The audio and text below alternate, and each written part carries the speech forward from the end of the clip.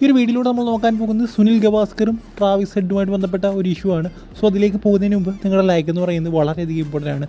So BGT കാണുന്നവരെല്ലാം തന്നെ ഉറപ്പായിട്ടും ഈ ഒരു ചാനൽ ലൈക്ക് ചെയ്തിട്ട് വീഡിയോ കാണാനായി ശ്രമിക്കുക. സുനിൽ ഗവാസ്കർ പറഞ്ഞത് കുറച്ച് ഓവറായിപ്പോയോ?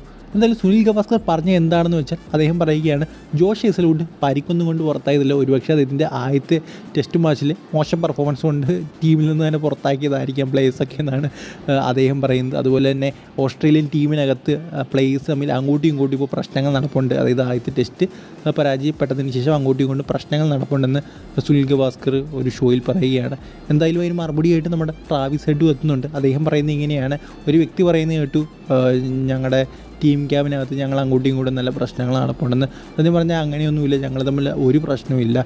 പിന്നെ ഏതെങ്കിലും ഷോയ്ക്ക് ചെന്ന് കഴിഞ്ഞാൽ ആ ഒരു ഷോയുടെ റേറ്റിങ്ങിന് വേണ്ടി വായി തോന്നുന്ന എന്തും പറയാം, അല്ലെങ്കിൽ എൻ്റർടൈനിന് വേണ്ടി വായി തോന്നുന്ന എന്തും പറയാം, ആർക്ക് വേണമെങ്കിലും അങ്ങനെ പറയാമല്ലോ. അതുകൊണ്ട് പറഞ്ഞുകൊണ്ട് പ്രത്യേകിച്ച് വലിയ കുഴപ്പമൊന്നുമില്ലെന്നാണ് ട്രാവിസ് ഹെഡ് പറയുന്നത്. സോ എന്തായാലും നല്ലൊരു മറുപടി തന്നെ കൊടുത്തെന്ന് പറയാം. എന്തായാലും നമുക്കറിയാം ഓസ്ട്രേലിയക്ക് അങ്ങനെയൊന്നുമില്ല. ഓസ്ട്രേലിയ നമ്മൾ ക്രിക്കറ്റിനെ കാണുന്ന സീരിയസ്നെസ്സിലൊന്നും ഓസ്ട്രേലിയ ക്രിക്കറ്റിനെ കാണുന്നില്ല. റിയാലിറ്റി എന്ന് പറയുന്നത് അതവർ വേൾഡ് കപ്പ് അടിച്ചപ്പോൾ നമ്മൾ കണ്ടതാണ്. എയർപോർട്ടിൽ ചെന്നപ്പോൾ തന്നെ സ്വീകരിക്കാൻ പോലും ആരുമില്ല.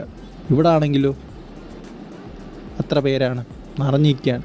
സോ ആ ഒരു ഇമ്പോർട്ടൻസ് ഒക്കെ ഉള്ളൂ ഓസ്ട്രേലിയ ക്രിക്കറ്റ് എന്ന് പറയുന്നത്. സോ അവർക്ക് അങ്ങനെ ടീമിൽ എന്തെങ്കിലും ഇതുണ്ടെന്നേ ഉള്ളൂ, അല്ലാതെ ഫാൻസും മറ്റൊരുമായിട്ടൊന്നും പ്രശ്നമില്ല.